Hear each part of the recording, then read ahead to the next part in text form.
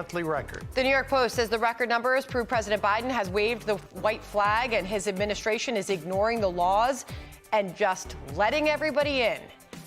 Bill Melugin is live at the border in Lukeville, Arizona for us. You've been seeing these large groups of mostly adult men cross all day, Bill. What exactly are you seeing there? Well, Sandra, you can see over my shoulder we have another group of adult men who have crossed illegally here, and these border numbers are just spiraling out of control. In the month of December, we are currently averaging 10,000 migrant encounters every single day. This is the situation here in Lukeville. A lot of these adults coming in from all around the planet. Actually had a couple of guys from Afghanistan out here a little bit earlier. They are considered special interest aliens. They will be subject to additional vetting, but we'll show you how all these guys got here. Take a look at this footage we shot just a couple of hours ago. They were part of a group of 500 that crossed illegally early this morning through an open breach in the border wall cut by smugglers. They then marched up here to this outdoor Border Patrol processing area where we're standing right now. Some of them had their iPhones out. They were taking selfies, sending images back home to let folks know they had arrived here successfully in the United States, as this Tucson, Arizona sector just remains overwhelmed in the epicenter of this border crisis right now. More than 2,800 illegal crossings yesterday alone. We actually had a chance to catch up with some Indian guys who had crossed illegally, had a little chat with them. Take a listen. Where are you guys from? India. India. Everybody here from India? Yeah, India. Where do you guys want to go in the United States? What city? California. California? California? Everybody here California? New Jersey. Seattle. New York. Okay. And why did you guys come here to the U.S.? Sorry? English, no. English? No English. Do you want to work? Yeah. You want a job? Yes. No. No? What? No? You don't want to work? Why'd you? Life danger. Life in danger. And then take a look at this. We talk about how backlogged the asylum system is. This is a notice for a Colombian woman who crossed illegally and was released into the U.S. for her to check in with ICE in New York City. And look at the date, 2031, 8 years from now. I talked to her immigration attorney. He says he was left absolutely stunned, and he's been doing this job for almost 30 years. Take a listen. They gave her a return notice to come back in 2031. So that's quite possibly the most unusual thing I've ever seen in my near 3 decades of practicing immigration law. It made me realize that the Biden administration is basically providing backdoor amnesty for anyone that wants to show up at the border.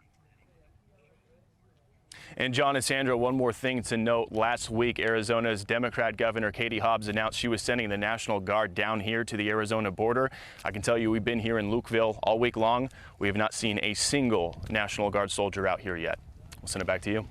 Hey, Bill, it's John. Let me come back to the conversation that you had with the illegal immigrants who came from India, where you were asking them, are you here to work? And they're like, yeah. And then the one fellow pipes up and says, oh, no. Life danger. I mean, we all know that in order to qualify for a claim for asylum in this country, you have to demonstrate what's called credible fear. Did that sound like it was coached to you?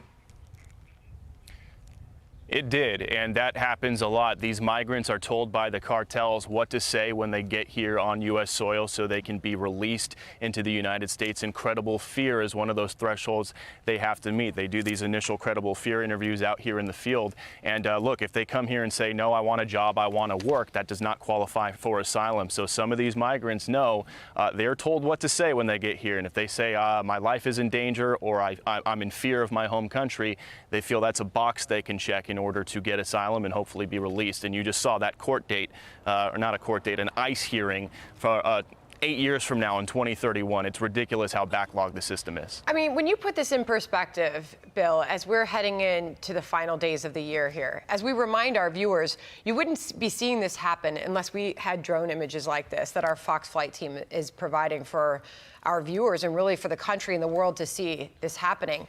But when you put this in perspective and you see what cities like Chicago are dealing with, they're blaming Texas for busing these migrants up there. They're saying they're at capacity. They've received to date 26,000 migrants, they say. You've got 12,000 a day. Record numbers pouring over a day at the border. Yet you have some of these blue cities and blue states saying it's Texas's fault. Yeah, well, look, a lot of these blue cities have been getting reality checks, right? I mean, a couple of years ago, you had New York City Mayor Eric Adams tweeting that New York City will remain a sanctuary city under his administration, and they'd be proud to do so. Now he's saying, quote, the city is going to be destroyed. This is coming to your neighborhood. Katie Hobbs has been critical about what other Republican governors have done at the border, particularly Governor Abbott. Now she's sending the National Guard down here to the border, or allegedly. We still have not seen them yet. So, yeah, I mean, there was no criticism when the blue city of El Paso was busing migrants to New York City. They bused tens of thousands.